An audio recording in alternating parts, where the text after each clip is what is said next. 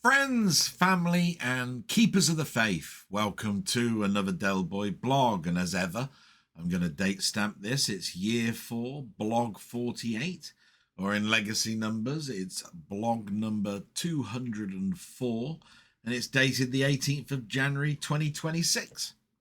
And it's been a bit of a unremarkable week, really. Don't really say that very often, do I? Which is good.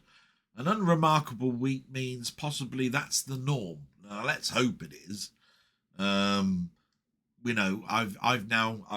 mentioned earlier in the week that I've now gone past the Christmas, the New Year, and my birthday. So there's really little to look forward to. Some unusual things happened this week that don't happen very often. I do a live stream with Ian, which is absolutely fantastic, and I do that every week. But I was asked to come on and talk about retro things on a friend's channel. I'll talk about that a little bit later on. And other than that, it's all to do with me, my mum, and work, really, which it always is. But we'll talk about that a little bit later on. But the good news is the weather hasn't been in the news much this week. I mean, obviously, you always get it. There's the secondary storm that's going to follow the first storm. But that's not really hit here in the Midlands. And, there's been little snow and ice. It's been quite mild. What I tend to find with the mild bit is that with all the water that's generated, I worry a little bit about the fences in the garden because they rot the collars, the stem of the posts that keep the fence up, because that's where the water drains generally. But I have got thoughts about what I've got to do about the garden before we get to the spring. In the past, I've done nothing, which is a mistake, to be quite honest, because there should be lots that I do in the garden. But with my mind thinking of my mum and all of that sort of stuff, I haven't really thought about it this year. Who knows what's going to happen in regards to this house, my mum this year, whatever. If the worst happens with my mum, should I even be bothered about the garden if I'm not going to live here anymore? And all sorts of stuff come to mind. But that's future and negativity. I've tried to be very positive, and the past is what it is. And I'll try and keep that. There's been some challenges this week, mostly to do with setting up this PC, to be quite honest. But again, talk about that later. We'll get the news out the way. I think that's important. And as you know, I don't do the war anymore, other than I will mention I hope the war ends soon. And my thoughts are with all those that lose their lives during this period. So what did I hear on the news? Well, most of the time I'm hearing the news by the quick glimpse that might be on TV, but mostly listening to Radio 5 Live on my walks. And sometimes I won't even listen to Radio 5. I'll listen to a podcast or something, because it's always negative, isn't it? I mean, there's not much positive in the news, let's be honest. And if you want to keep your positivity up, listening to negativity doesn't help too much. And maybe that's one of the reasons why news is not mentioned too much. Now, the scary thing about this blog was that I've had a few issues with setting up the PC and microphone issues. So I'll mention that just briefly because when I've been doing some lives, the sound has been going up and down for the mic. I'm hoping I've sorted that out. I've never really had that problem with the blog. Maybe that's because the microphone is just here and I generally sit forward, and I talk at a sort of constant level. But, I am worried about this blog today, so let's hope everything's okay. Because I will have to look down, and that means my mouth is not pointing at that microphone.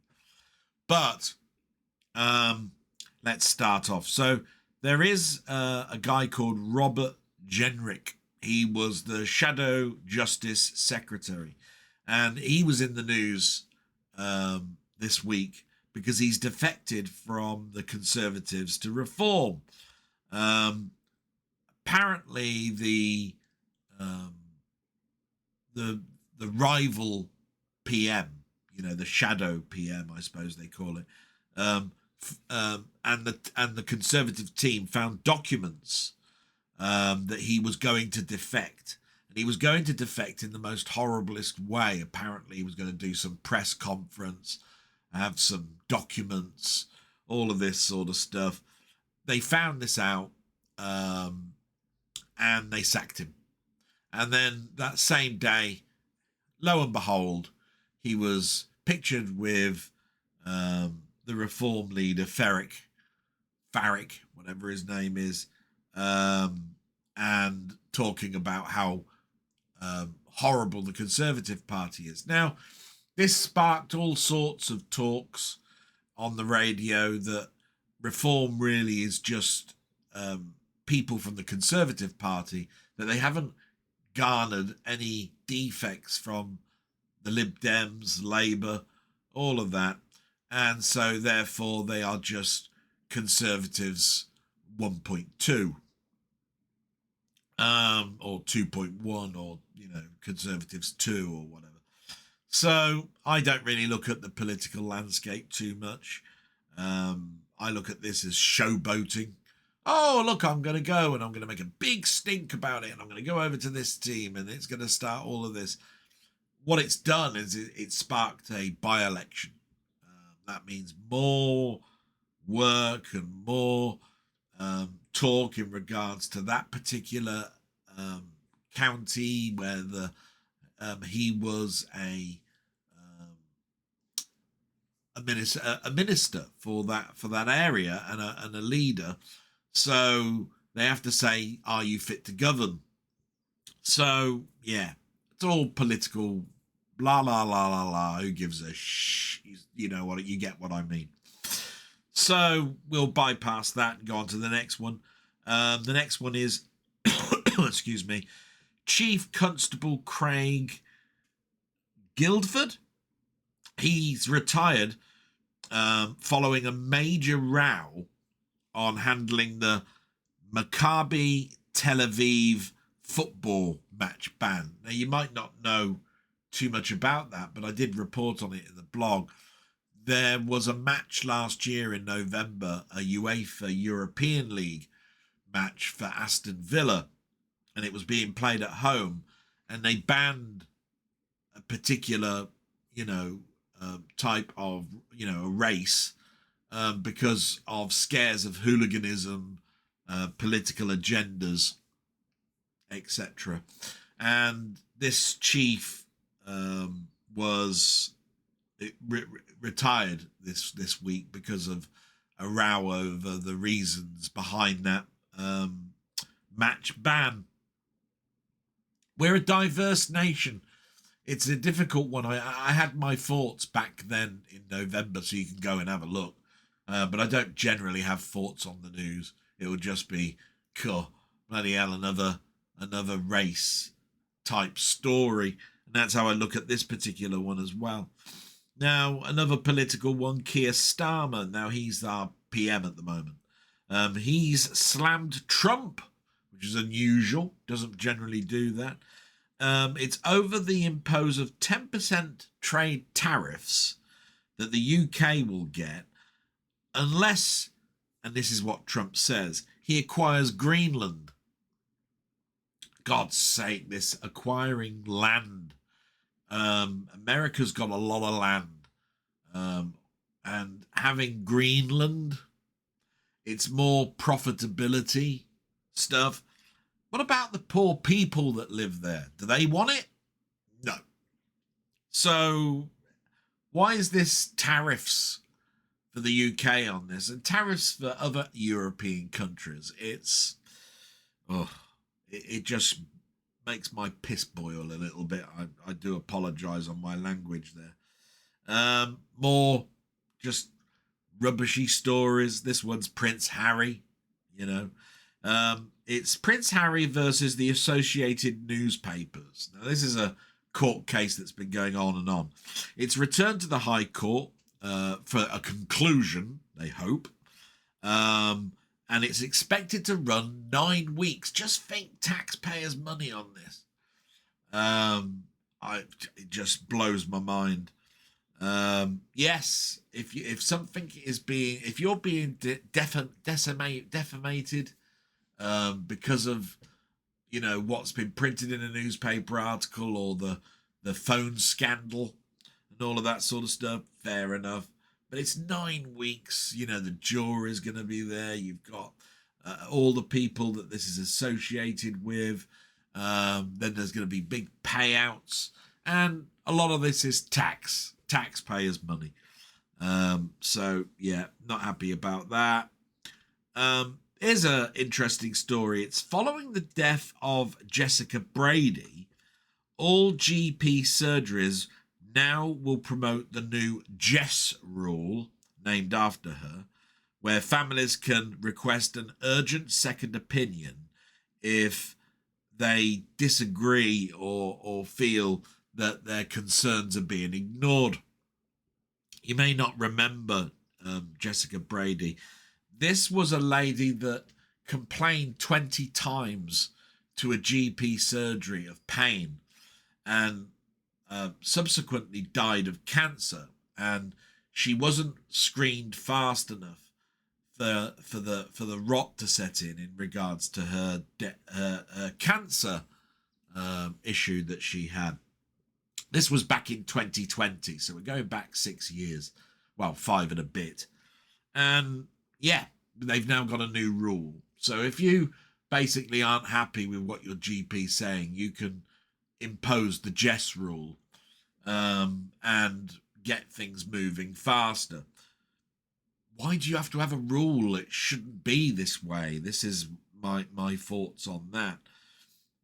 So yeah, anything that's good, and that's a good thing, I'm happy with. So a positivity story there. Most positivity stories have been in the sport, really, if you look at it from a certain angle. My mum's been watching the darts, and she likes Luke Littler, and he's been winning an awful lot just recently, but he was knocked out in the quarterfinals of the Bahrain darts. She's been watching that.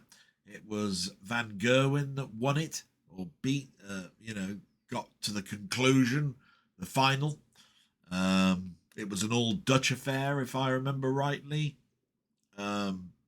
So not really a world thing where it lasts for weeks. It was a 1 week sort of one and done.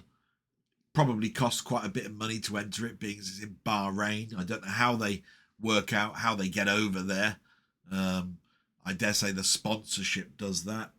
But my mum was happy because the darts was on. And then, of course, we had the Masters snooker on. She's been watching that. And she was really engrossed in the John Higgins semi-final. John Higgins came from behind and won. And he's in his 50s, so he becomes an elder statesman to ever appear in a final. So my mum's been engrossed in that. From a personal point of view, Coventry returned to winning ways yesterday, keeping that gap of 6 points at the top of the championship, which is good when you consider we're at the tipping point over past Christmas into the new year. They need to maintain this gap. They don't want to drop off into the playoff places. You have a top 2 where you automatically get promoted. We don't know what's going to happen later on. But I'm a big Coventry supporter because of my dad. and the games that we went and saw. He didn't take me to many Aston Villa matches, and that was because my dad was sort of like two teams fans of Aston Villa and Coventry, and he became a Coventry fan because that's what my mum was, and that's how they met at a football game.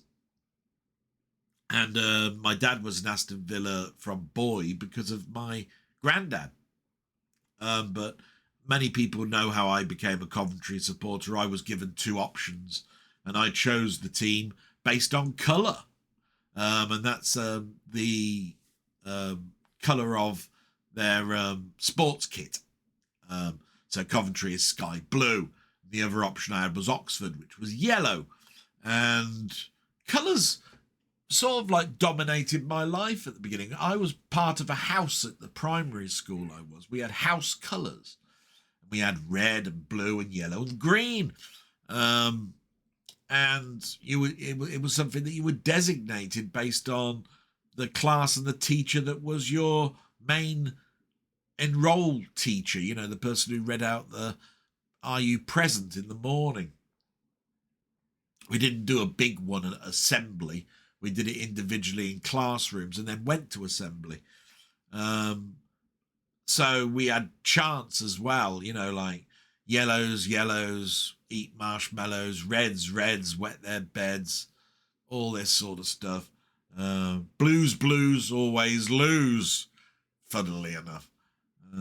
So, you know, we had those sort of little chants come to mind in my memory on that. But other sports news is that Man United won the derby yesterday. There was when they call it a derby, it's local teams playing, and there's of course a big rivalry in Manchester of Manchester United and Manchester City. And Manchester United returned to form, you would say, and beat Man City, which is something that would probably be unheard of in the last 6-7 years. And this is on the back of the fact that Michael Carrick has returned as head coach. This was all in the news because it was Ruben, I forgot his name, Ruben Amori, something like that. He was head coach, made the big waves on leaving Manchester United, and Michael Carrick stepped in. It was his first game. So that's the sport. I don't know too much about other sport that was going on. There's probably some boxing and, you know, fighting, that sort of stuff going on. But I don't know too much about that. And that brings to bed the news. So we talk a little bit about me, but I'll talk about my mum first. So there's been very good news, very little happening other than what I report, you know, to my sister, who's the other carer, and I've just reported to her observations. You know, my mum has been getting quite tired at night, even though I start her going to bed now at 8:15. It used to be 9 o'clock, so a lot earlier. But she scared me a little bit earlier this week, because she seemed to be getting fluish type traits, you know, that I'd been noticing, and I had to report it to my sister the next day because I would always do it anyway. But my mother said that she wasn't feeling very well, and I said to her, "Did you say this, you know, to my sister?" And she said no. And I said, "Well, why not?" She said, "Well, it's only sort of started this afternoon, and it's only really starting to affect me now." And so I had to go through that evening, and I asked her what the problems were, and she said, "I always feel cold and I'm shivering." And the room was quite warm, but I turned the heater up, angled it towards her, put a cardigan on, shut the door and stayed with her and watched the sport. And after an hour and a half, I said, "Mum, are you feeling better?" And she said, "Yes." And I said, "Right, well, I've got to leave the room because I've got to go and get your dinner, your tea. Is there anything that you want?" And she always says no, but we've got a deal that between my mum and I that she's got to have a third meal. Doesn't matter what she says. But it can be something small. It can be cooked, or it could be something cold. She said she didn't want anything, so I got her cheese and crackers. Got her 4 of these. They're quite thick slices of cheese that I give her, but I put Branston pickle on the top. You might be going now, oh, that sounds disgusting. My mum, if it pleases my mum, I'm getting it. And she ate all 4, and she said she really liked them. And then I gave her a cup of tea with some chocolate that I've been buying from Sainsbury's because they didn't sell over Christmas. And that's these Terrace chocolate orange, but they make a caramel version. So they make a mint version, an orange version, and now there is a caramel one. And they're down in price from £2.50 to £1.50. So I bought a couple of these, and they're in segments. So I can buy it, I can tap it, unwrap it. That's the old advert for a Terrace chocolate orange. You tap it, unwrap it, and you get little segments. And I give her 3 segments, and she really liked that. And I told my sister in the morning what was going on, and she was worried. And I said, well, we'll ask her how she is today. And she was all right that day. And my sister really did well and observed her and got her doing her exercises. And she was back to her old walking into the bedroom self the next day. And so everything was great. This is what I call like new norms. You just now observing, making sure things aren't degrading too fast, because it is a degenerative disease, vascular dementia. My sister sits with my mother all while I'm working and does a fantastic job. And I'm there then in the afternoon, which means that as soon as I finish work, I don't get time to do the things that I enjoy, watch a film and stuff, or play games, because that's not what my mum would want. And I sit with her and watch the soaps and the sport and some other stuff like Midsummer Murders and Heartbeat and stuff gets to you after a while. And I therefore only spend very little bits of time, half an hour maybe, in 2 segments in a time before she goes to bed, and then from 9 o'clock it's my own time. And Wednesday's the only day that is different, because I do a live stream with my friend Ian Hill, the Ramblings. If you haven't heard me talk about him enough, I don't know what's up with you, but go and subscribe right now. Fantastic channel, but we'll talk about that a little bit later on. So that was really my mum. Not really much to say there. And work, sort of similar. I was on what they call data and asset role, where I'm looking at data changes. And the only thing that was happening was we turned on a service back on, and it caused a big spike in one of the data widgets that I look after. And the only thing I could report on that was there was 11,000 changes, which I did in a day. So that was good. And I just maintained the rest of the data throughout the week. So there was that small spike that took up a whole day of my life. And on Friday, with very few data changes and spikes occurring, I managed to get some Service Now training in, 4 hours worth, where normally most I can do is half an hour, and sometimes an hour and a half. So that jumped up my percentage for this course from 13% to 26%, going through this course, and I've got till the end of February. So I am 1 quarter through, and have 4, 5 weeks, 6 weeks to do the rest, which I think is doable if this continues. The biggest hurdle for training is, as I've mentioned before, my thoughts on looking after my mum, what's going on. It distracts you from your brain needing to concentrate on training.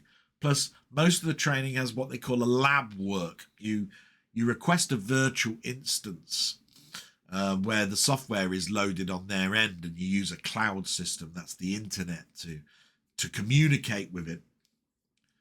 And it takes sometimes 20 minutes to wake your instance, they call it. So, yeah, that was the good news of the week, was training, where I got some of that done. A book has arrived as well this week that I've paid half of the fees for to help me with training. So that's good as well. And then there's me. And all I can say is nothing really harsh to report. I looked after my mum, did my work, and this week I did my live with Ian Hill, The Ramblings, as I mentioned before, but I was also asked to be a guest on my friend Mainmeister. His name's Alan. He's got a great channel. I've mentioned him every week.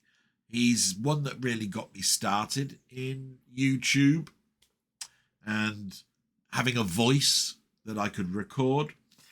And it was just a couple of hours before he did his normal Friday waffle. And he said, would you like to come on? He's got an itch. He said he had an itch to talk retro, old things from our pasts. And I said, of course I would, Can you work around me, though, because I need to look after my mum and it will be after 9 o'clock? And he said, no problem. And we went on and we had a blast talking about things that have been in our past that are prevalent today. And that cheered me up no end. Took me away a little bit from my prep of my blog, because I said I'm using possibly Friday to start writing the sort of like cornerstones of the blog, but then writing the details still on Saturday, which takes a good 2-hour chunk away from Saturday for me to do other things. But because Friday was made up of that, I didn't do that. But I didn't care. I didn't care because I'm doing something fun with an old mate. We got chatting text-wise about what we were going to talk about. And I took a picture of my mum and sent it to him. And he told me to pass on my love to my mum, which I did. And yeah, I then had to show my mum a picture of Mainmeister Alan, because he did actually come here about 2.5 years ago, nearly 3 years now. We went to a Zap event, and he stayed overnight, and my mum just about remembers it.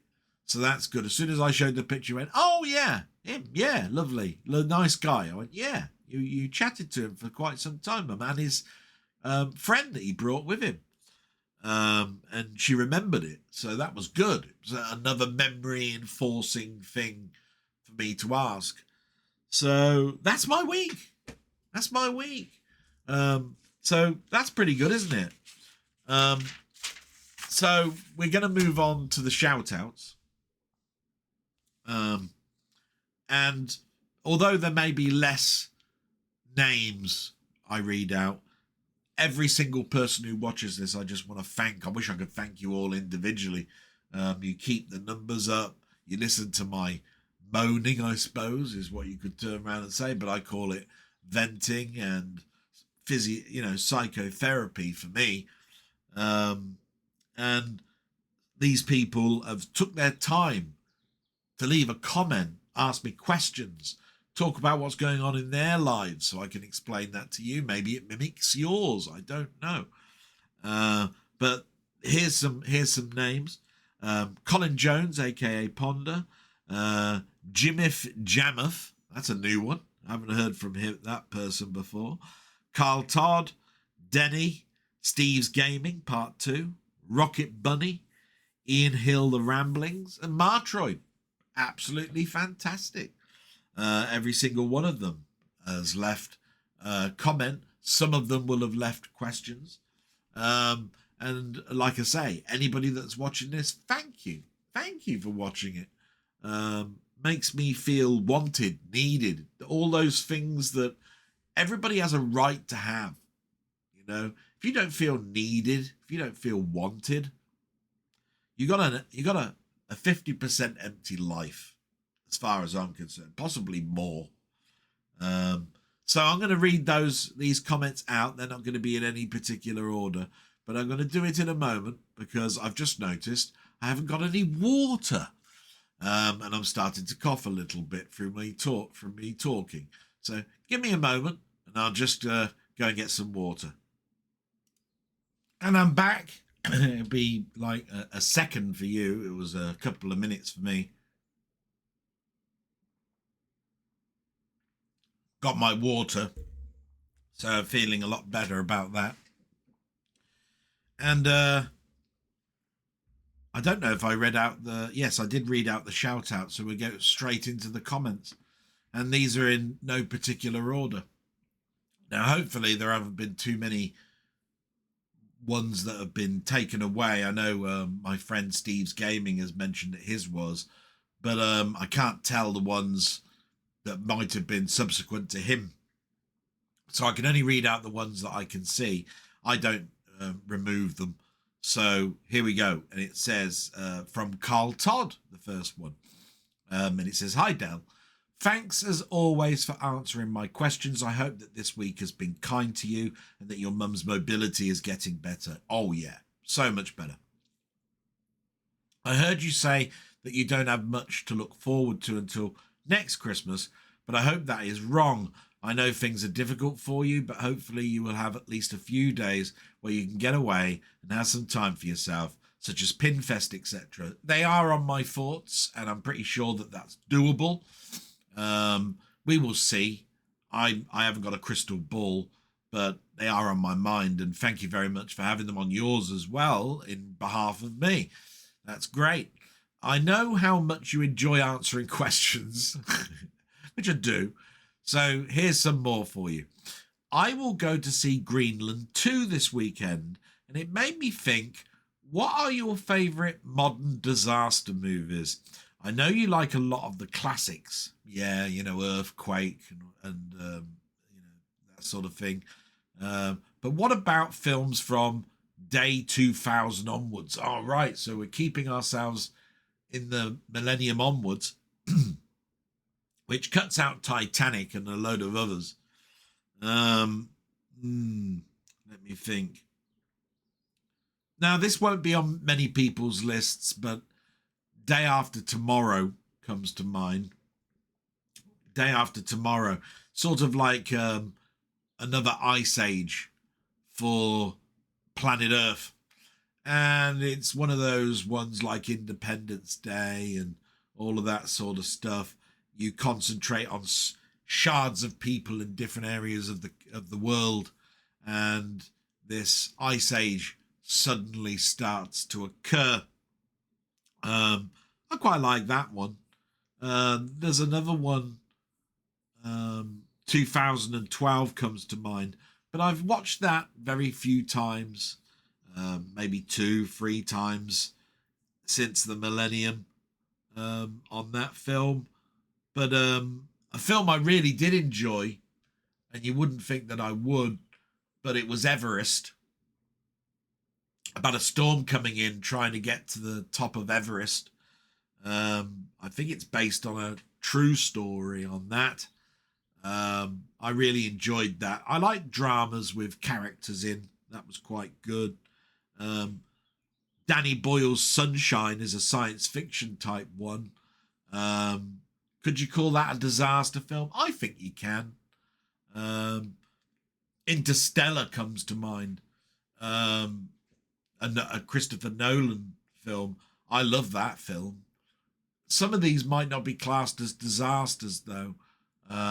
Interstellar being more a science fiction type film, but I still class it as a disaster, as I do Edge of Tomorrow, which doesn't get mentioned much at all in any aspect. Science fiction, disaster, time travel-y, wavel-y type thing.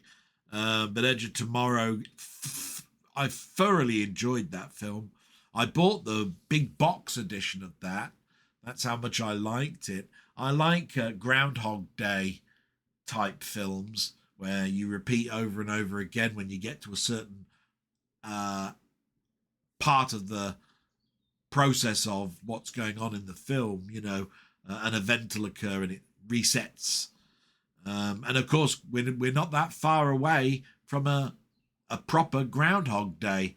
Look up the date on that. It's in February, I believe. But Groundhog Day, what a great film, but not a disaster film. There are many, many more. You could count War of the Worlds as a disaster film. I could go on and on and on. But I think you've got some ones there. Some ones probably not mentioned too much. So that's good. But we'll continue now with your second question. It says, do you like any games in the detective genre? I'm thinking of games like the relatively new The Root Trees Are Dead. Detective games. I used to buy Sherlock Holmes detective games, and I always used to like the Scum system of adventures, which you could class as detective games because, you could be a detective in those or a lone person trying to work out what's gone on. But Sherlock Holmes ones come to mind. You can buy a lot of them on Steam. You used to be able to buy them as sort of like multimedia CD experience types games back in the day, but they've done much more modernization of those. So, yeah, those come to mind. Your third question is, have there been a lot of... Oh, sorry. There have been a lot of actors that changed paths and became directors. Who are your favourite, Sack, it says, that have made that change, and your favourite movie that they have directed? Now, that's a bit more tricky. So there's Clint Eastwood. Oh,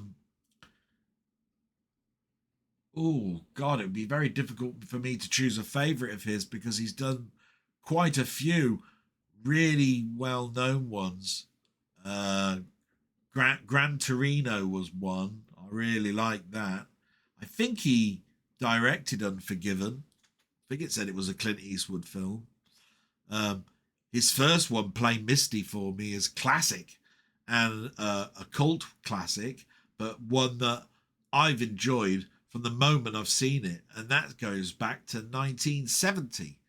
I used to like going on the chat channels and talking about Play Misty for me because I don't think it got enough recognition, and I hope it garnered a new set of enthusiasts to go and watch that. So yeah, Clint Eastwood's one. Ron Howard's is another. Ron Howard, Happy Days, where he was an actor. But I mean, he's done so many, hasn't he? Cocoon, A Beautiful Mind, Backdraft. So many he's done.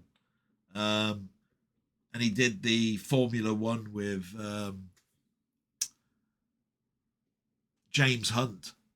The battle that went on in the 70s, Formula One. That was great.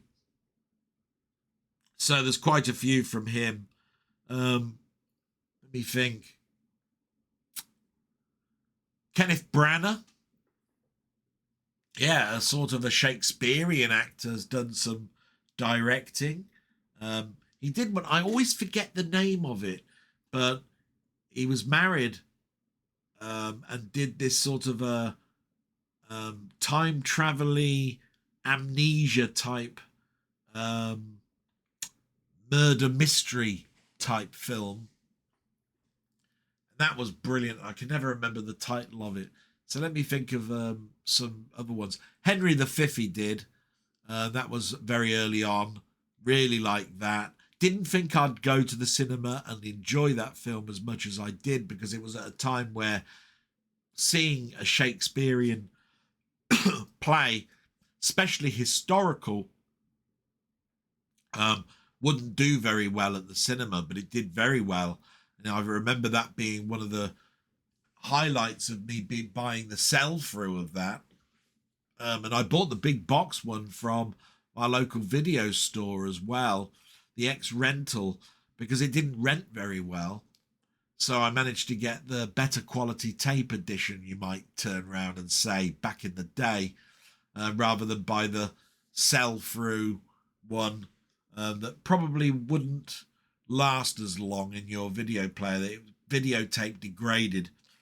I was always told there was a special coating on the rental versions because they were built to play over and over again.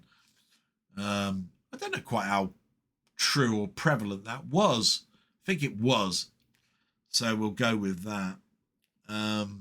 But he directed, I think, the Marvel Cinematic Universe's version of 4. And he's done some of the Agatha Christie novels of Murder on the Orient Express, etc. So he's quite prolific. And going back to the Happy Days, this is why things come into my mind. Penny Marshall, who was a character in Laverne and Shirley, who came out of Happy Days, she did A League of Their Own, but she also did Awakenings. And oh my God, how I could talk about Awakenings with Robin Williams and Robert De Niro. That's a fantastic film. Can I do some honourable mentions? Well, Mel Gibson, you could say, for Braveheart. I did enjoy Braveheart. Thought that was a good film. People don't want to talk about Woody Allen, but he was an actor and he turned into a director and he did some class films in the 70s. Manhattan, Annie Hall, Bananas, all of those. And we don't talk about him generally because of what we know about him in the 21st century, rightfully or wrongfully, proven or non-proven, and of course how he treated Diane Keaton. She can't talk now about her life, only what's documented. And I even going back really, really far, I wasn't a huge fan of Buster Keaton, but Buster Keaton, the silent era, and Charlie Chaplin, but Buster Keaton did some directing. He doesn't get talked an awful lot, but he did a film, what was it called? I think it was called The Navigator. I really liked that film. And he directed himself, just like Mel Gibson did in Braveheart. So maybe he's one of the pioneers of an actor turning into a director. Definitely Charlie Chaplin. So, yeah, I think I've covered a few bases there, haven't I? As always, you continue. All the best to you and your mum, and I'll say salute to you. Thank you so much. That's absolutely brilliant. The next one up, and like I say, no particular order, is my mate Denny, who I need to make a phone call to him at some point, unless he makes one to me. But he's very, very busy. Let's see what he says. I'll just have some water because it's like War and Peace with Denny when he does start writing. And he's put, firstly, many thanks for your gift at Christmas. Yes, I sent a few gifts out. I haven't been on my computer more than a couple of times over the last 2 months. After a couple more weeks, things will settle down so I can start to interact again. No doubt, like yourself, time is precious. So many jobs and housework to catch up on. My parents have to be my main focus going forward now, and I think he understands now just a little bit about this, and how I find the time to do a blog sometimes is bewildering. Well, after nearly 3 months, things seem to be getting back to normal, or as normal can be. It's been a very stressful and worrying time. The flu ran absolutely rampant in our household, and 2 separate points I thought I may have lost my parents. The new strain has been one of the most vigilant strains out there. Strangely, none of us had head colds, none of us sneezed either, just extreme chest infections and fatigue. Trying to care for 2 parents has definitely taken its toll, though. I'm glad to say I now have a new work roster, which is a lot less taxing, a week off every 4 weeks worked. Yeah, that sounds great. I know that doesn't sound like a lot to people, but think about it for a minute. You have the weekends off, two days in each week. So that's 2, 4, 6, 8. He gets a week. So already he's behind. He does a lot more than that. So you can imagine. So he continues, I've had my fair share of physical media and books, too many to be honest, but I've finally managed to land something I've been after for a long time. I don't know if you remember a DVD called Get Lamp. Yes, I do. A documentary, although I never saw it on DVD. I saw it on YouTube or a torrent back in the day. It's on YouTube now. And I mentioned it a number of times to Denny, so he knows. But like you say, you can't remember everything, can you? So he continues, a documentary on text adventures, which tells the story of how it all began. The set is a 2-disc affair, the second disc being an Infocom documentary. Yes, they are both there to view on YouTube, but I've always wanted the actual physical release. I managed to snag it for just under £50. The only other one advertised on eBay is going for £80 plus. This is where we have to think about this and go, DVD, 50 quid? You must be mad. No, not mad at all. In fact, there's encouragement to look in your collection. You probably have gold in your collection right now. Documentaries never really sold that well, even on DVD. And that'll be one in particular that is very hard to get hold of. I don't know how hard it is to get from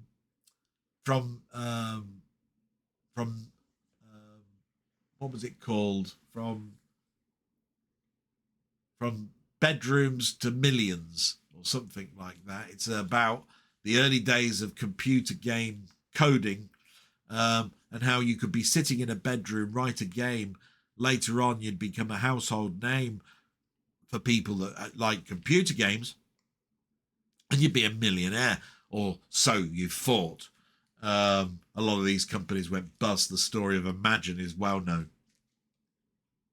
From bedrooms to millions, billions, or millions. It's a great documentary. Go and see that if you can. Seems physical media is showing no signs of slowing down. Besides what I've got on order from Arrow and 101 Films, there's Charles Bronson in The Mechanic, Somewhere in Time, Tarzan and his mate. And I must remember, I've got to find Somewhere in Time. It's an American product, and where you order it from, you can't order. And Denny did send me the name of someone on eBay that sells these things, and I've already forgotten who that is, so I've got to look through my chat history to see if I can pre-order that now, because I think it's out in February, so I need to do that. So I'll leave you a question for this week, he continues. I'm currently playing Pirate Adventure, the second Scott Adams adventure. So can you name me your 3 favourite adventures, any system? Wow. So he knows he's got my interest here, because he knows full well that my favourite writer of adventure games was Scott Adams. And he filled me with joy, Scott Adams, when he did the Quest Probe series. The Quest Probe series was where he had a collaboration with Marvel, and he was going to do 12 games, starting off with the Hulk.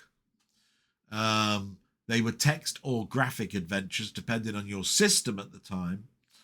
A comic was sort of like in tandem with it. Not necessarily was it something that was inside the box.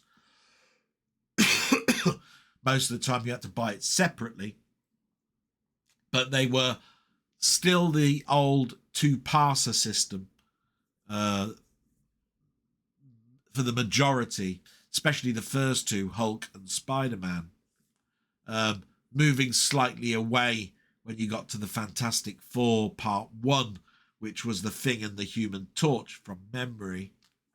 But of course, Scott Adams' own company, Adventureland, went bust during that period. So that's where adventuring ended for Scott Adams and me for the olden days, the 70s and the 80s. So what else could I talk about there? But yeah, one of my favorites, and it was when I got a disk drive for my Commodore 64. Infocom were well known as being the top tier of adventures. And they did The Hitchhiker's Guide to the Galaxy, yes. And a game which, don't castrate me for it, but they did one called The Leather Goddesses of Phobos. And the thing I remember about Infocom was their big boxes. You open the sort of like flap, and there was a sort of like a plastic cover that sort of like went into an indent, and in there was things like scratch and sniff cards, or butcher's aprons, or maps, or comics, or 3D glasses, or something, right? That was part and parcel of the actual adventure. Scratch and sniff being one of the ones that I remember, which is why Leather Goddesses of Phobos is there. You went into a room and it said scratch number 1 on your scratch and sniff card, and you'd scratch it, and it would, and you'd go, "Whoa, that's a horrible smell. What the hell's that?" And you'd press return on the keyboard, and it would tell you that you walked into a room that smelt like old farts. And you'd go, "Oh, great! So I've just sniffed old farts, you bastard," which was great fun. This is where adventures get a bad rep. They were the bread and butter of computer games, and so many people go, "Oh no, adventure games, no, I'm not talking about it, boring, no." And yeah, I remember them very fondly. There was, other games like Torremolinos, that I remember. Melbourne House did some. Lord of the Rings, The Hobbit. They were all adventure games that I dabbled with. Zap Magazine had the White Wizard, who would review adventure games, and there would be top tips for people that were having problems. So that was great. So yeah, what we talked about, we had The Hitchhiker's Guide, Leather Goddesses of Phobos. Let me think. Cool, this is difficult. Oh, well, of course, the Zork. Another Infocom.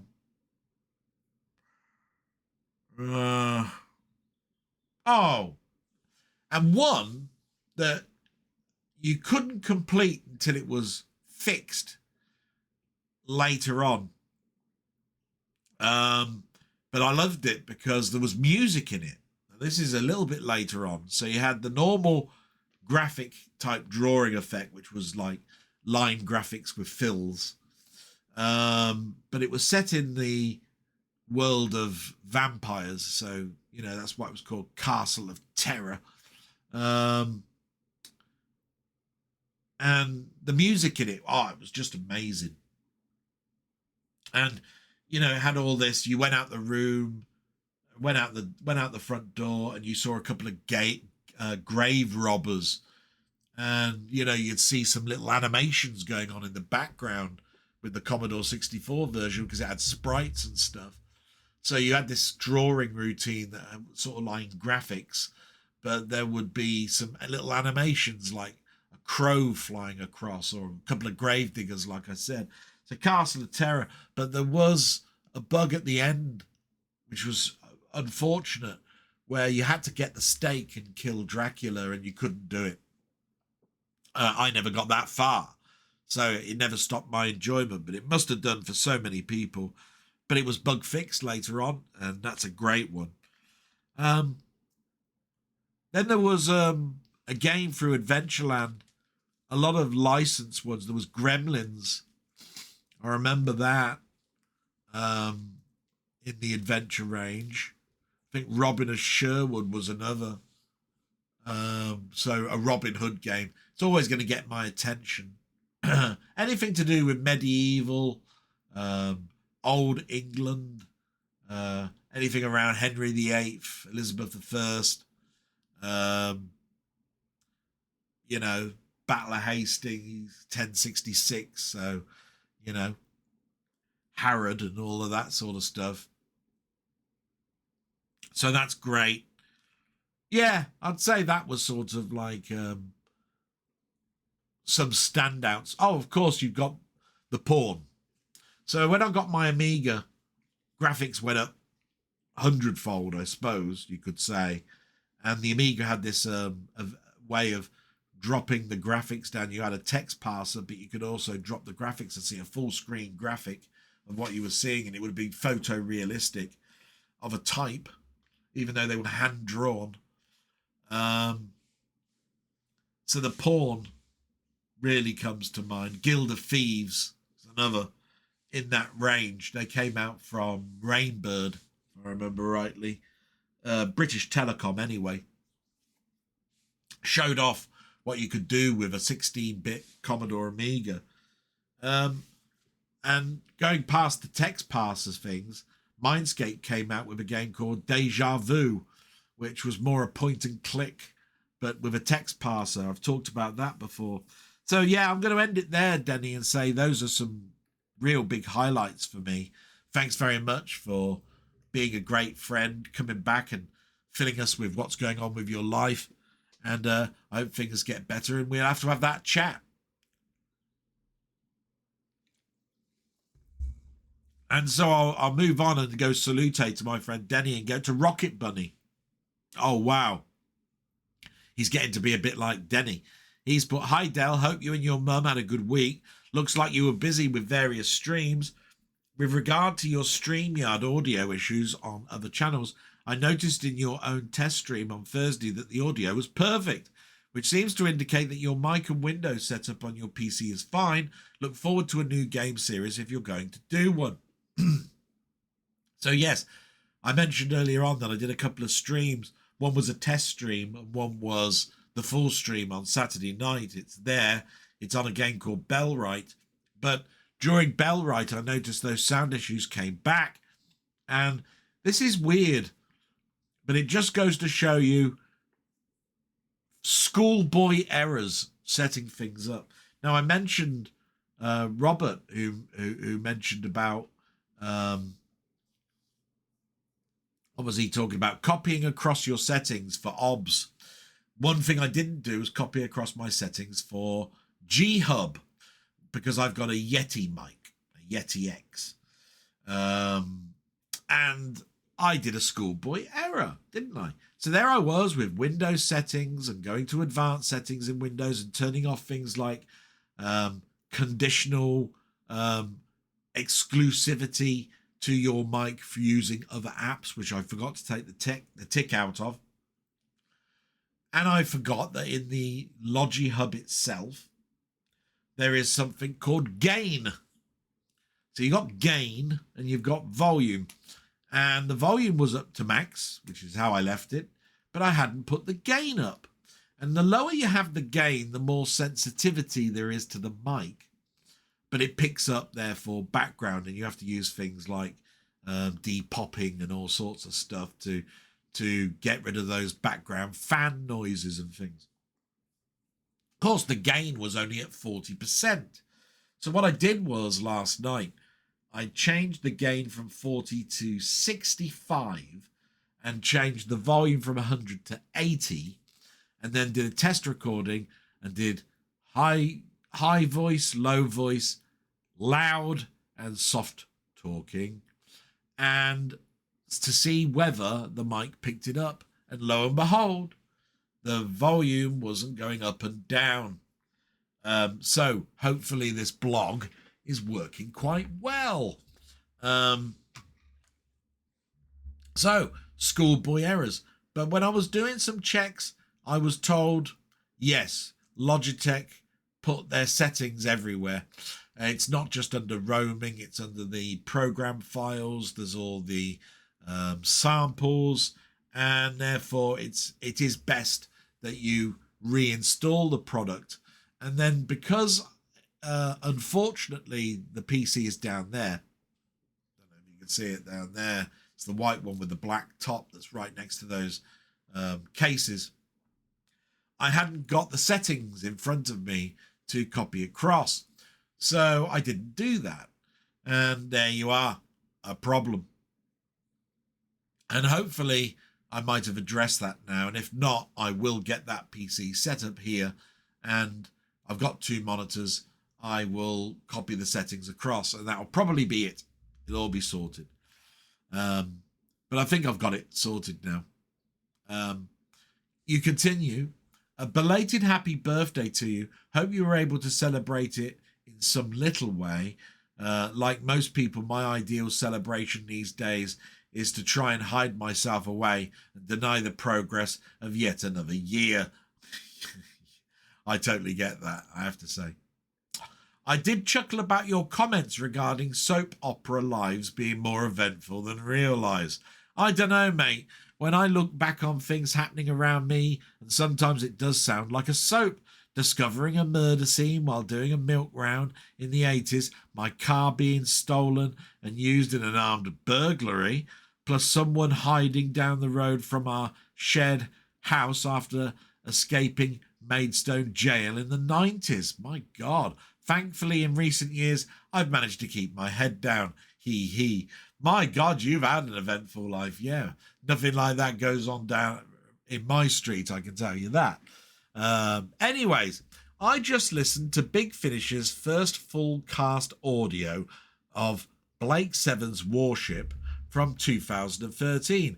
It's so good and directly follows the end of the TV series to which we recently watched on the excellent Blu-ray set.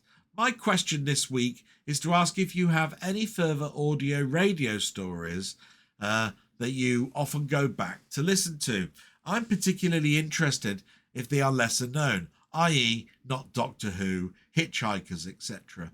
Some favourites of mine are Aliens in the Mind, a BBC drama from 1977 with Peter Cushing and Vincent Price, Arthur C. Clarke's Childhood's End from 1997, starring Stephen Pacey from Blake Seven, and John Wyndham's The Kraken Wakes, another BBC adaptation from 2007. Last week you mentioned you liked cricket, so maybe you've listened to some of the Australian 12th Man series, hilarious comedies based on a fictitious life of Richie Bernard, all great for passing time while trolling through mindless spreadsheets, and you've run out of podcasts. Yeah, I used to listen to mine when I was on my walks, when I was doing hour-long and hour-long plus walks, which I don't do anymore, and I listen to the radio mostly. But The Hitchhiker's Guide will always be the one, and you said don't mention that one. So I suppose I have to point to the fact that you said Doctor Who and that don't mention those. But Torchwood is one that I listened to the podcasts of and really enjoyed. But it's the Jerry Anderson ones that Big Finish did.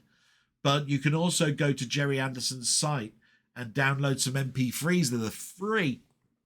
And they've done ones for Thunderbirds, Captain Scarlet, UFO, Space 1999, and funnily enough, ones that I didn't think I'd enjoy so much, but really did enjoy, and that was Terrorhawks. And that might be because most of the voice actors are still alive for Terrorhawks, where they've had to fill in different actors for Captain Scarlet, Thunderbirds, etc. And I remember back in the day, my dad would buy 12-inch records for me, and those would have Captain Scarlet and a Thunderbird story on the other side. And they had some fantastic photograph type imagery with the Century 21 brand in blue and white at the top.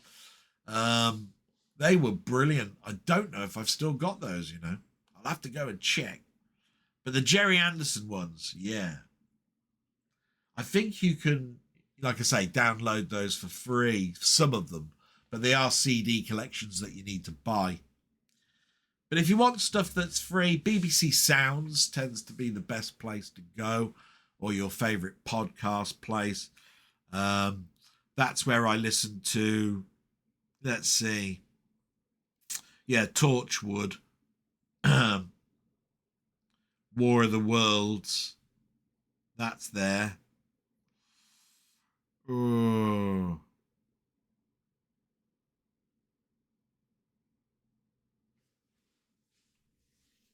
Just trying to think.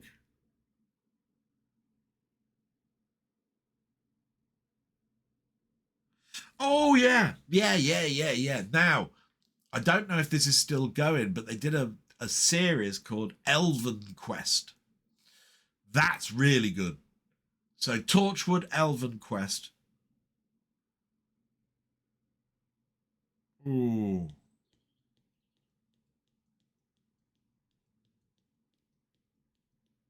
Yeah, I'm having trouble here, matey. The Jerry Anderson, Torchwood and Elven Quest. I think you got something there anyway out of your question. So you then put all the best to you and your mum, Del. P.S. Thanks for the heads up on the Jerry Anderson podcast channel. Lots of new content there for me to devour. Great. Yeah, that's the podcasts where they're interviewing stars from Doctor Who and their association with Jerry Anderson and their childhoods watching those shows and how it influenced them getting into drama and acting. Absolutely fantastic. That was last week. You did mention cricket. Now, BBC Sounds did do 2 documentaries sort of things on their channel that I did listen to. One of them was, what did they call it? Bodyline. Now, that was dramatized on TV, but Bodyline was when England went over to Australia to do the Ashes, and they purposely bowled at the batter rather than trying to get them out by hitting the wickets. It was called Bodyline because of the fact that your aim was at the body, and they got found out and penalised. But that was a famous Ashes series. So that was good. And then there's another cricket one where a guy came along, a fake guy at that brought out a series where cricketers from England could make £1 million, which was unheard of. It was a special league. You played in this, but the actual cricket authority said that if you joined it, you would be out of international cricket, which was bad. But they found out later on that this guy never had £1 million. It was all a big spectacle. They even landed in Lords in a helicopter with a guy showing a briefcase with £1 million in it. Found out later on that it was just rented with a lot of insurance. And that was a big scandal. And that was on BBC Sounds. And of course, there's some documentary series on Muhammad Ali and that for boxing. But you mentioned cricket. So, yeah, that's the end of that. Thank you so much for your comment. Brilliant. I need some drink now. I've been talking so much.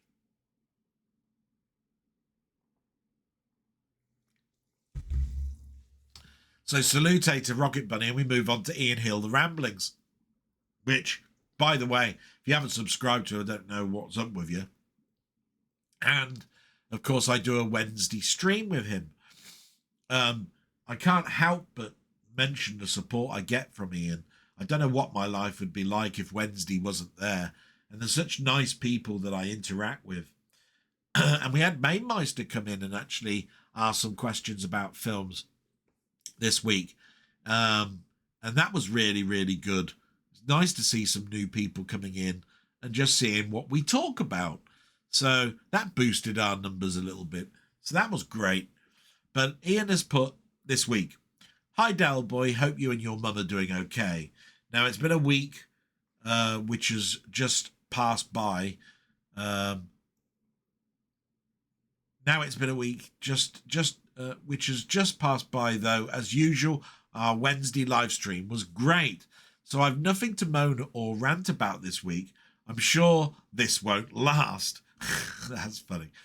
I'm immersed myself in watching films, though I'm trying to think which stand out. There is one, of course, my French Blu-ray copy of Cromwell arrived and was so relieved and happy it was finally here. I loved watching it, but would love to have an extended cut with lots of extras. Yeah, we found out that there is an extended cut, but it's not been released. So that was from a person that was in the chat on Wednesday when we were talking about it. Now, if Arrow are listening, please get the rights to it and release it. It's got everything going for it. Richard Harris and Alec Guinness give outstanding performances. I bet you anybody will come under BFI rather than Arrow. But there you are. A film that surprised me was Went the Day Well, a 1942 wartime propaganda film about a Nazi invasion of troops in a rural English village. This film was wonderful, so British, exactly what I love about this genre of film.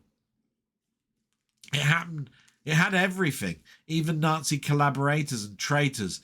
It made you see what we were fighting for, our way of life. So my question this week is, what defines for you being British?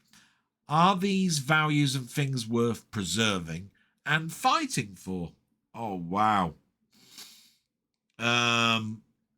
So what are the traits of being British, I suppose? Behavioural traits is probably what you're thinking. Well, we're polite, aren't we? We're looked upon as being polite. I don't know quite whether that's true now. We're quite reserved. A dark side of humour. Yeah, I'd say that. We moan a lot. Moaning and queuing comes up, doesn't it? Stiff upper lip. Yeah, that's that bulldog breed. Is that what they call it? The bulldog breed. Cups of tea. And one, I don't know whether that's a trait or not. Sexual innuendo. If you ever watch the Carry On film, seaside humour, sauciness, that's a British trait. Queuing. We always moan when we're queuing, but we're patient in our queues and we just wait until we get to the end and then we blow our tops. Queuing, yeah. Probably many, many more. Are they worth preserving? Yeah, they made me what I am. And a lot like anybody of my particular age. And I am 1 year older now, so I'm crankier. I think they're worth fighting for.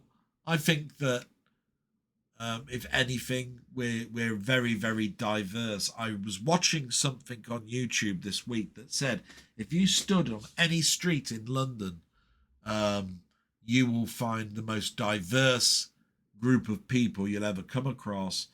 And there are possibly 200 languages spoken in London alone. I don't know quite what the literal number is, but I know that that is quite true. There does seem to be some rules when you're in London, like it seems to be an unwritten rule that you don't have eye contact with people when you're in a tube. You don't talk to anybody. You keep your head down. You're quiet. And I think that gives the aspect that London is a very not a nice place to be in, and why some people think that if you're up north, it's much more likable people. I've lived in both. I see both sides of that. I have to say, when I'm in London, I always seem to be in a rush. That's what I always tend to find when I'm in London. I never have time to relax or spend time. It's always, I've got there, now I've got to do my thing and get back in time to get the train. While I'm there, I'm rushing around, not taking in any of the sights and beauty that London has, not taking any of the history. It's all get this, get to here, get to here, get to here, and then getting back, and then getting the train back, and then sitting down and saying, well, I got my jobs done, but I didn't get any of London sort of like feel in my bones. So, yeah, I tend to find that happened. In Manchester, less so, but I lived up there, didn't I, for 7 years, so maybe living and visiting are two different things. If I was travelling to Manchester now, it would take 2 or so hours to drive up there, 2 or so hours to get back. How much time would I have at the Trafford Centre or anything, or reminiscing about my old houses? I was in 2, or shops and old girlfriends where they lived. Would I have the time? Would I want to do that? Yeah, I think I would. Would like to go back and visit the old haunts, remember things. I used to travel up and down those roads. Would I know those roads now? It's been 21 years since I left Manchester, and I haven't gone back for even one day. Yeah, it's got me thinking that. Anyway, I hope that I've given you some food for thought there, Ian. Salute to you. And if you haven't guessed already, please go and look at his channel. Absolutely marvellous. He does such an awful lot. We'll talk about what I watched this week, but you'll see how much he's done. Amazing.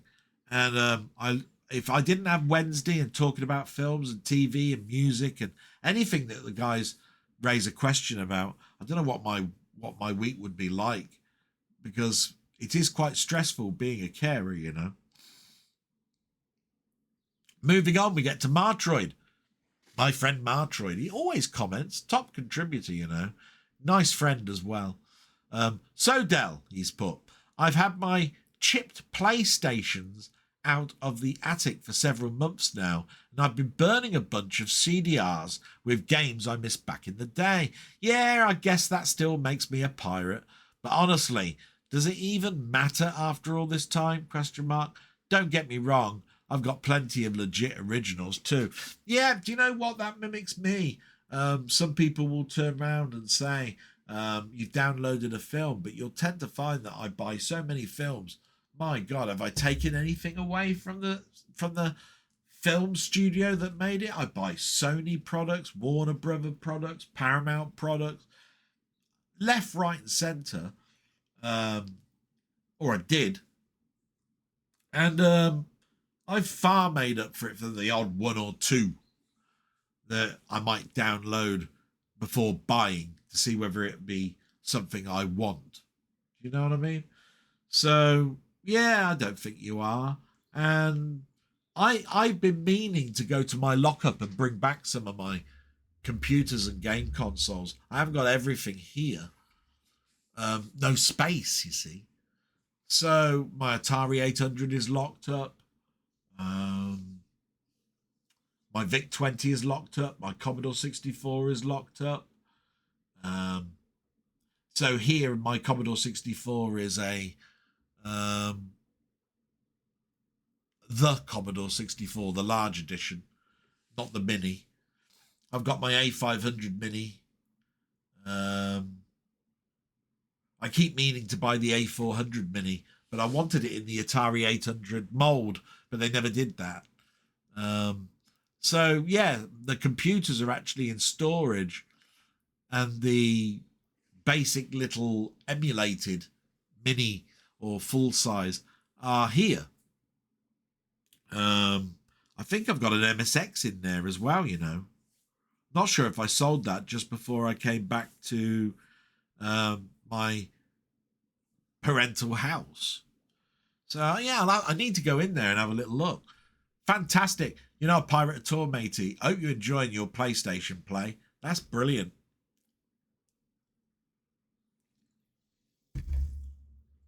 So we're moving forward and we get to Colin Jones, aka Ponder, who's got a fantastic channel. And like I said last week, he did do a blog. I was right. It was that Monday. And he's put, you can always use a bank card to de-ice your car windscreen, but never use a discount card because you'll only get 20% off. Oh, what a bad dad joke that is. Oh, you'll only get 20% off. Off the windscreen or off the card. Yeah, when you're buying something. Really good. I like that one. Yeah. I can hear Roundtree are sponsoring the FA Cup next season. It'll be known as the Sweet FA Cup. Oh, for God's sake, man. You got to stop that. 2 and dead, right? We'll end that there. Glad to hear your mum is doing quite well at the moment. Sending my regards as always. Thank you so much. Sounds like you're hanging on by your fingertips, to be fair, but I keep hanging in there that you're doing well. I had none of the OBS trouble you had when I upgraded my PC. I wonder why that was. Now, I gave him a sort of like a text to that. I'll read it out to you. It's nothing bad. It's just to explain I didn't really have a lot of OBS trouble. I put, to be honest, buddy, I didn't have much of a problem with OBS. What happened was a fresh install of OBS was a copy of the folders from my old drive's roaming profile to the roaming profile of Windows 11, which is this new build, causing old settings for cameras and microphones to become ghost images, i.e. the USB address is false but recognized as a camera along with the mic. Delete all remnants of the devices from your scenes or sources and the ghost image goes away, leaving the new device live. Simple, really. No, what is the pain is little settings like exclusive control of the mic to Windows, which knocks the sound volume down. I remember I was talking about that earlier. And other little tweaks you just forget about as you don't touch or think about them for years. I hope the pic quality and sound quality of my first blog on the new PC is testament that I did all right setting it up, being as I installed Windows on the Saturday and I recorded my first blog on the very next day. That's very true. Rushing around like a headless chicken I was. So that was that answer. Good news doesn't get as much watch time as bad news. It's human nature, and couldn't agree with you more there. And not much to comment on this week, but it happens, especially when I'm short of spare time. And I know how much time you've got, matey, and thank you so much for writing a little comment to me.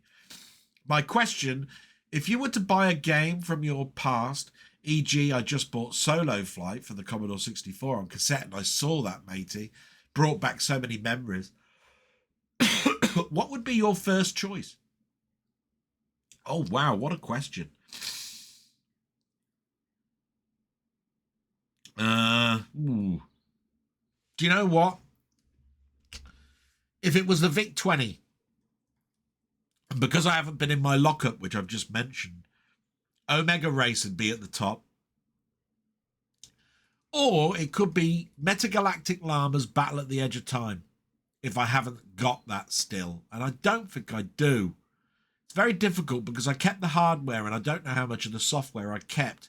They're in boxes, stacked, along with the consoles that are in there, my first Xbox, etc. I dare say I need to go in there because if I haven't took the battery out, then I dare say the acid from that's destroyed the board. I bet you any money my Xbox is knackered. So that would be the VIC-20. Funnily enough, and these are going to be weird titles to you, and they probably don't mean anything to you, but they'll mean something to me. And that is Grid Trap on the Commodore 64 by Livewire. Love that game. Don't know whether I like the VIC-20 more or the Commodore 64 version more. I had them both, you see. Bought them both. It was one of those games where I loved it so much I bought the newer version when I got the Commodore 64. And of course, if we're talking about that era, Revenge of the Mutant Camels, or even Ghostbusters, remind me so much of Christmas and walking into a dedicated computer store, and buying that to play over the Christmas holidays. I love those. Yeah. So, but Amiga is easy.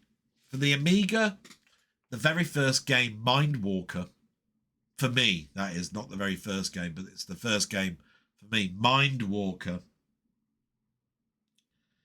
it would definitely be there. And of course, my first love, which is one of two games, Marble Madness and Defender of the Crown. Defender of the Crown, an absolute classic. Cinemaware. Just blew my mind. Early days of the Amiga. And they brought out some others that I bought off on the back of Defender of the Crown. And they were Sinbad and the Eye of the Falcon and SDI. With SDI being the worst. But Sinbad and the Eye of the Falcon had a lot of fantastic ideas not implemented well. Not when you consider Defender of the Crown as being like the crowning glory. So many people poo-poo it because they say, the Atari one's better, the Commodore 64, you've never thought it could be done on that. That's all very true. But I wonder to myself even now, how many Amigas got sold based on those images of the Defender of the Crown? Because as much as the Atari ST probably has the better gameplay, nothing looks as good as the Amiga graphics. Oh my God. So amazing. So amazing. They had such a talented team, Cinemaware. And I know from many YouTube documentaries on Cinemaware how much pressure was on. If they didn't get out free titles by a particular date, then the company was going to go bust. And they would have had to have paid back a big debt to the company that distributed Cinemaware's titles back in the day. They had free titles to do, and all free titles had to be ready, which is why the Amiga one is so cut short and not developed like the Atari one is. Because they only needed to get one title out of those games on that particular day, any machine. So they were mostly the Amiga they released them out, and they were very much Atari ST ports cut down as well because they hadn't been fully developed. Yeah. So I hope that's given you some answers there. That's brilliant. Salute, my friend, and I look forward to the very next blog in a couple of weeks' time. And of course, all your high score kerfuffles. And if you haven't done so already, go and subscribe over there. And we've got Jimif Jamif, who's just put a one line, and I'm so glad that he has. He just put, "Hey Del, it's Satisfactory, I think it's called." And that's because I couldn't remember what Star Rupture's Factorio type game was based on. And of course it's Satisfactory, of course it is. And it's what my friend Steve did, of Steve's Gaming. And please go over to him. Fantastic. Which rounds it up nicely because Steve's Gaming has actually put YouTube has wiped my comment again. I'm beginning to hate this damn platform. And it's reminded me that I think he sent me in text form what he was going to write because it's been taken away. So I need to find my Discord on here. And I need to find chat. As you can see, it's loading up. Don't think you saw there. Look. There we go. Go to there. Go to Steve. He says, yeah, putting my comment here for your blog as I no longer trust YouTube. And he's put, "Hi Del, great blog again. I honestly did leave a comment last time and you liked it on Friday or Saturday, but YouTube deleted it. It seems. I can't remember what I said, so that's that. I hope your week has been low stress and you found time to relax and have fun. My week has been diabolical due to the builders again, but I won't go into that here. Do you want to throw a question at you? I do want to throw a question at you, and that is, what DVD or Blu-ray box set would you like that currently doesn't exist. All the best, mate. Give my love to your mum. Actually, somebody asked that question, Steve, the other day. And I said, do you know what? I'm not quite sure what's not released and what is. I'd need to go back and see what my answer was. I don't think I'm going to have the same answer now. But I know that there are so many titles that we don't even have on DVD now at the moment. It was quite easy the other day. Denny and I were talking about Warlords of Atlantis and At the Earth's Core and those sorts of Doug McClure films. But those have been released on Blu-ray now. So you can't even do that. Hammer films are now starting to come out on 4K, so that's marvellous. Jerry Anderson's stuff is now all out on Blu-ray, and they're now going back over old ground and upscaling those to 4K. I'm not sure. I mean, even Kolchak the Night Stalker is now on Blu-ray. I'm not sure if The Streets of San Francisco is. That might be one. They've released the scores to those now through La La Records. So I know that because I bought those. Love the music in The Streets of San Francisco and The Invaders. I'd like The Invaders on Blu-ray. That is not on Blu-ray. I know that for a fact. The Blake Sevens are now coming out. Sapphire and Steel on Blu-ray. There you are, another one. But what's not out on physical media at the moment? I mean, Children of the Stones, Into the Labyrinth, all of those are now out on DVD under the network label. We've got the Sweeney now. So it is difficult, but I have given you some answers. So I'm glad about that. Thanks very much, matey, for all of that. That's absolutely marvellous. And that ends the comments there. So I'm going to have another swig of water. And then we'll get to what I watched on YouTube. And that'll be the end. I think I'm a little bit ahead of myself. So I won't be a minute. And thank you very much for your patience. And it may seem like it was just seconds for you. I actually sort of like just caught up with some things on YouTube today, which I would have to wait until next Sunday to report on. And I was listening to a guy called Lou's Retro Source, and he was talking about the Mister. And it brought back some memories here because Maymeister did this little video of Manic Miner, an old game from our past.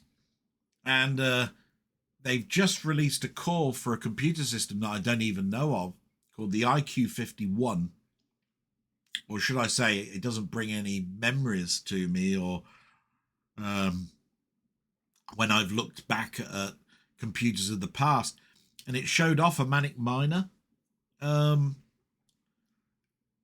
on that system.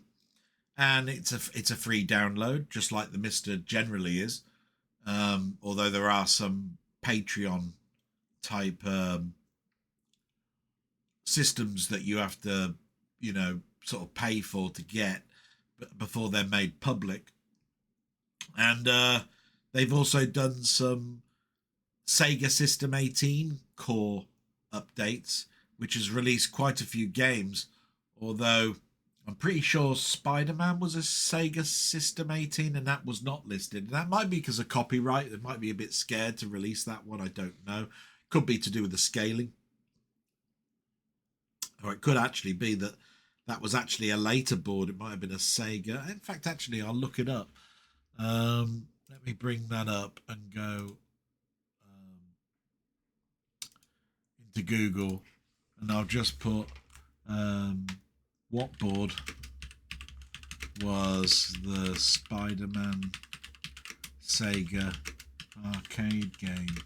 I thought it was System 18. It was a 32-bit board.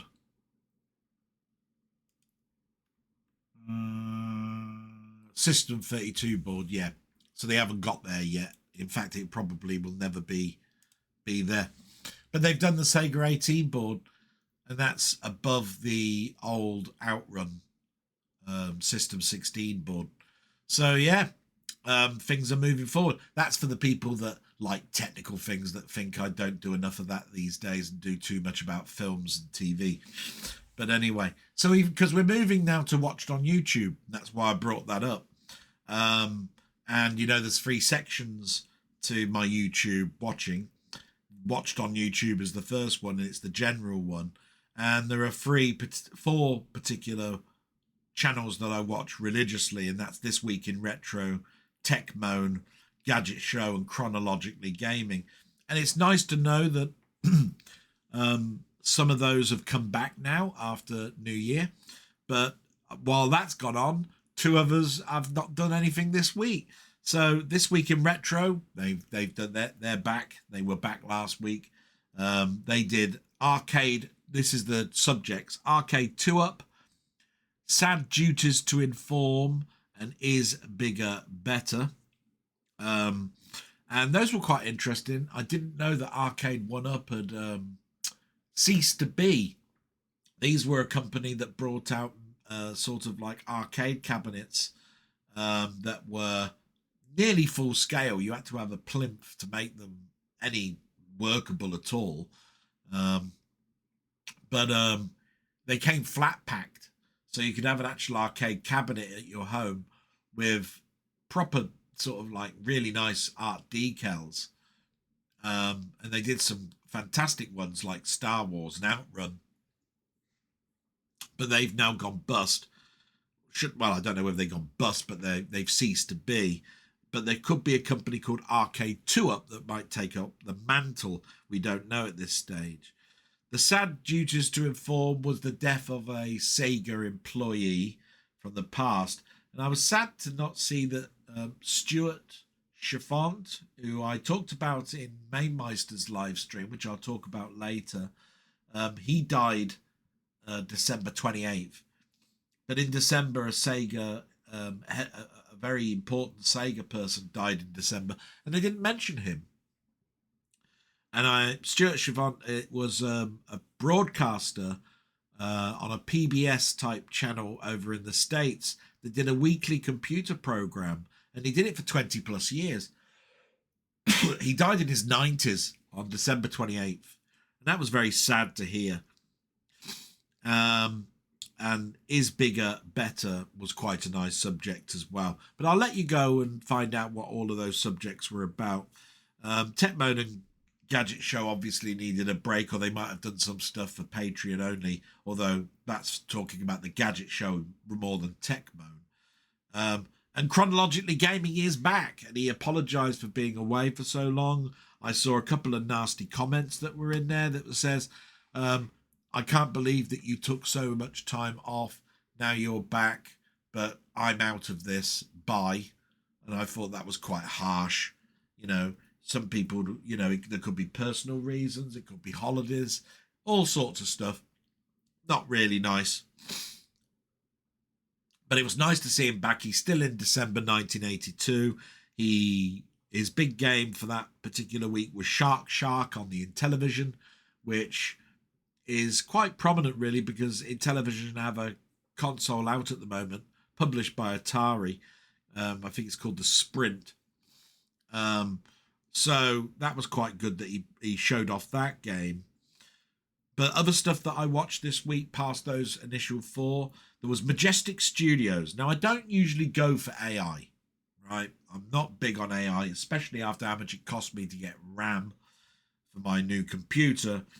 But they did, and I subscribed to their channel this week, the entire history of London and Manchester in 32 minutes using AI. So they took photographs and then used AI to show them in more sort of like graphical forms.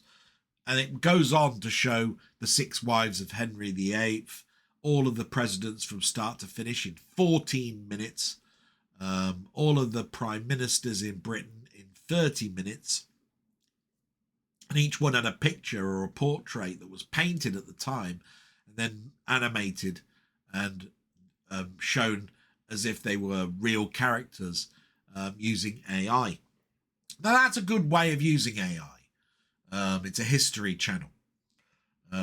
Really quite good. You're not going to get any argument from me on likeness when you're talking about John Adams, the second Prime Minister of America, over George Washington. Because, you know, I mean, at the end of the day, are they going to complain? Being the 17th and 18th centuries? Nah. So Majestic Studios was a highlight this week.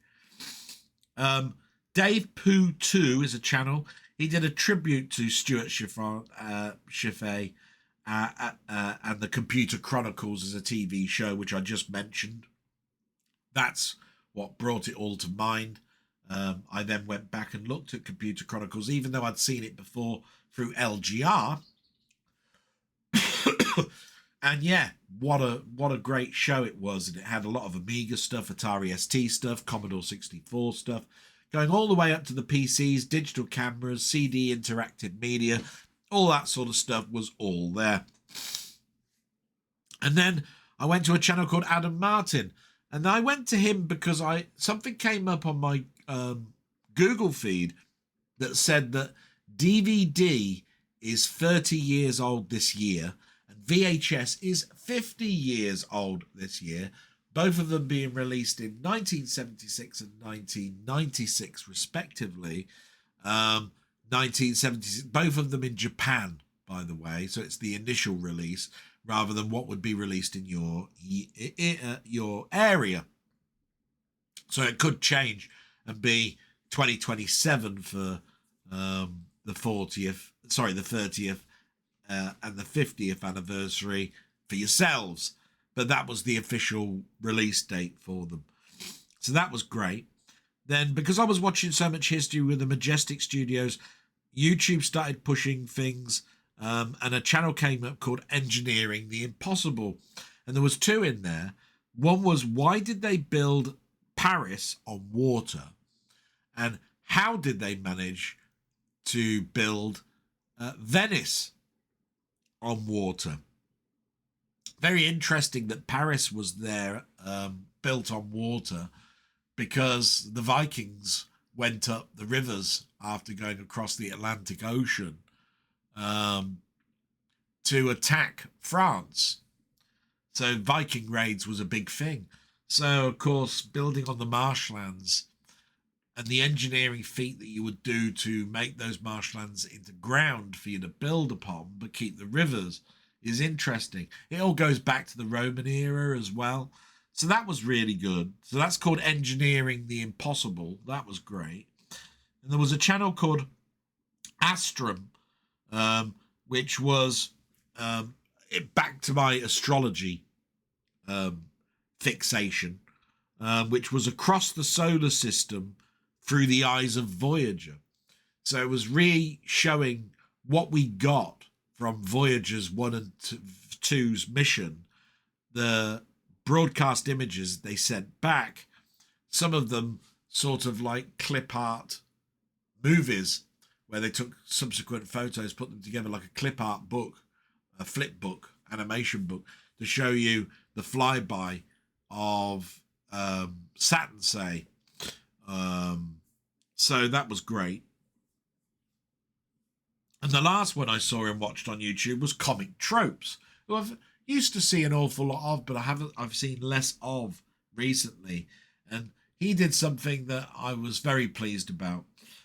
The actual episode was called Jack Kirby Erased and Disrespected. And I suppose he was, in a way. There's a big story in regards to Jack Kirby's family suing Marvel and DC in regards to the rights over his work. Now, what you have to remember here is that Jack Kirby was a jobbing artist, but how he was treated isn't correct. That definitely needs sounding out. So I'm glad it was. And what it talks about in regards to erase and disrespected is a lot of his artwork was deleted. You know, they were given to business partners as presents once the book had been published. That's one thing.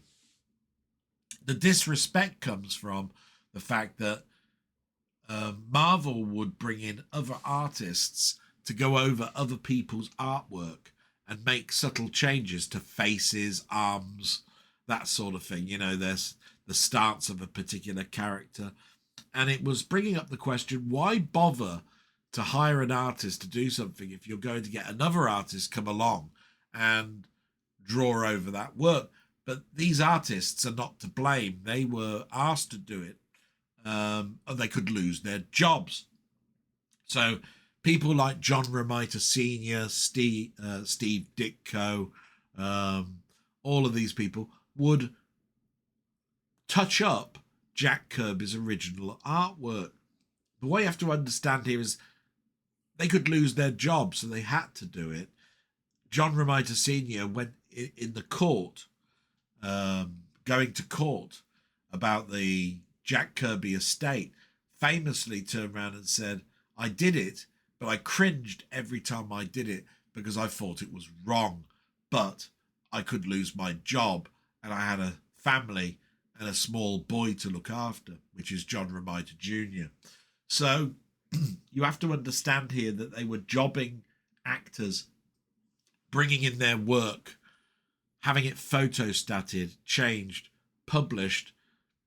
But what they did with that work, they destroyed or gave to business partners as thank yous, and Jack Kirby wouldn't get a thing from it.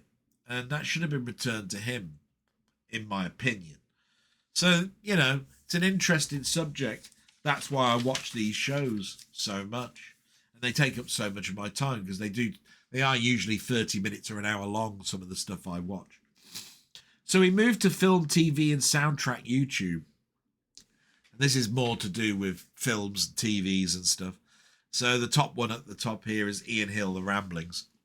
And my God, man, what have you done this week? Jesus Christ, you've got top 5 historical films, 1989 to 1995. Doctor Who, The Dalek Invasion of Earth review. X-Files review of Season 5, Episode 15. What I watched this week, Episode 1. I believe an Episode 2 is already out there, but I haven't got to that yet. And Live with Me on Wednesday.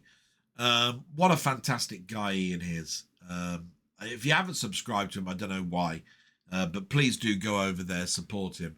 Just look at that. I mean, there's a week's worth of stuff there for you to watch. So that's brilliant. Now, my go-to guy for horror is Mondo Chelovic Movies, and for the 3rd week in a row, it's just members-only stuff.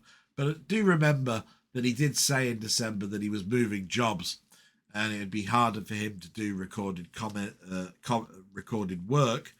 And, of course, the members-only gives him an income. So, yeah, I totally understand it. But I do miss him. I do miss knowing a little bit about horror that's coming through. Then we've got Through the Lens. As you know, Through the Lens, I like his film reviews because they're a little bit like Barry Norman. He always sees something I don't. He did some shorts this week. He did Superman, where he says it could be overrated. Euphoria, which is a TV series that he would like to see returned back. And the R.I.P., which is a film which he's put Dad Movies Are Back. I was intrigued by that title, Dad Movies Are Back. I'll have to check out that film when time allows me to do so. Then you got my friend Jim Jam Movies and TV. By the way, salute to all of those, and please do go and support them. Jim Jam Movies did a few pickups from World of Books, and he did a theatre trip this week. Now, I'm not big on theatre trips, but I did enjoy myself watching that. I think it was called Freddy's Boys or something like that. Frankie's Boys. But it was interesting. But the few pickups from World of Books is my bread and butter. And he picked up some bargains. It's great what you can pick up in charity stores, World of Books, Magpie, all of those. Fantastic places to go. Commode, which is one of my favourite reviewers for films, he's got 2 channels and he brought stuff out on the Commode and Mayo's Take this week. The Commode on film didn't do anything this week. He did something the week previous. But Commode and Mayo's Take is really the podcast version of what they used to do on the radio film, doing films.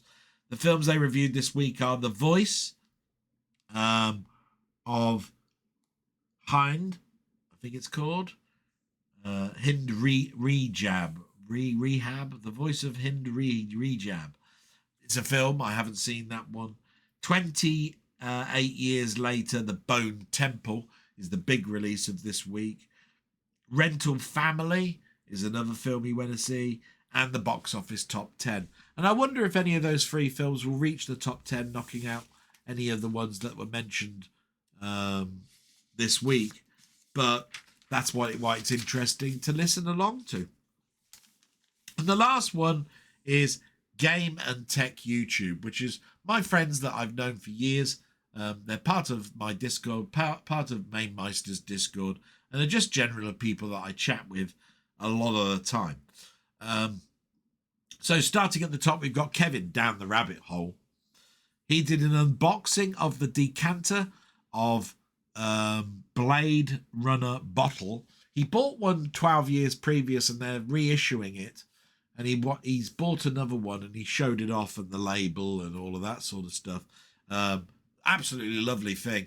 Cost an absolute fortune to have it shipped over from Australia, which puts me off why I haven't got one, because I like whiskey and I like decanters. So that is there. And he did a review of an Atari 2600 game, and it's called Worst Game. It's a pun, so please do take it that it's not the worst game on the Atari 2600, but it is a homebrew, and it's an interesting concept and worth your while watching. Then we've got my good friend Robert's Retro Gaming, who I take it is very busy this week, which is why there isn't a comment. But he's Canadian royalty. I'm not worthy. I tell you, the amount of stuff he's done this week. He's done Dwarf Fortress Classic Episode 22, Minecraft Play Episode 177, SNES Gameplay Mega Man X2, Commodore 64 Gameplay Strider, Pico 8, the first impressions of the Pico 8 system, which has got lots of games, but it's also an inbuilt develop program for you to write code in and make your own games. An Atari 8-bit gameplay of Jaskinovia, which is a foreign game, and Colony 7, which was interesting because of how frustrating it is to try and do that type of game on the old Atari 800. So that was all very interesting. I think there's another game out there, I think called Pyramid Run. In fact, I'll write that down to show that I've actually mentioned it this week. Pyramid Run, which again is on the Atari 8-bit, so it was really, really good, and I enjoyed my time with there. And then we get to, so salute, my friend, and please, thank you very much, and I hope your week has gone well. I seriously love listening to know what's going on in your life. Then we got Colin Jones, aka Ponder, who I told you did a blog. He was up to blog 98, so he's not far away from his 100th blog. He did a Tubers High Score challenge on Fix 8, EIGHT, as in the number, Fix 8, and a Mainmeister High Score kerfuffle on Choplifter, which is one of my favourite arcade games, Choplifter, so it was definitely worth my time looking that one up. And absolutely fantastic stuff, Colin. I look forward to more this week coming. You've got Seb's Place, a person you may remember that I've got. I quite idolise, really, because his production values are really quite good. He used to just go around picking up things and doing the odd review. He's now doing sort of a little bit mini collaboration wise, but doing lots of stuff in regards to games. This time it was the S's of the Super Nintendo. And there are a lot of games that start off with S when you consider that everything was super for that system. And then you got Mainmeister, who did a back for one night live stream back on Tuesday, where he played some games. But he also did a Friday waffle with me. So, of course, I'm a bit biased here because I came on, talked about what he wanted to talk about, which was retro things that are prevalent in today's era. It was really, really good. Really enjoyed my time. And that's the end of Game and Tech YouTube and my blog in written format.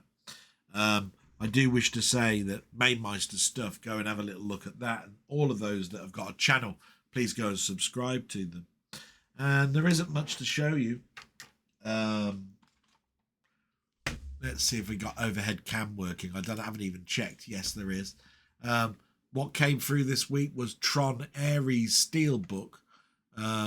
Standard bland artwork, really. Nothing really there to show off any embossing, debossing, any of that sort of stuff. But I bought this purely because it's a newish film and because it goes with my Tron and Tron Legacy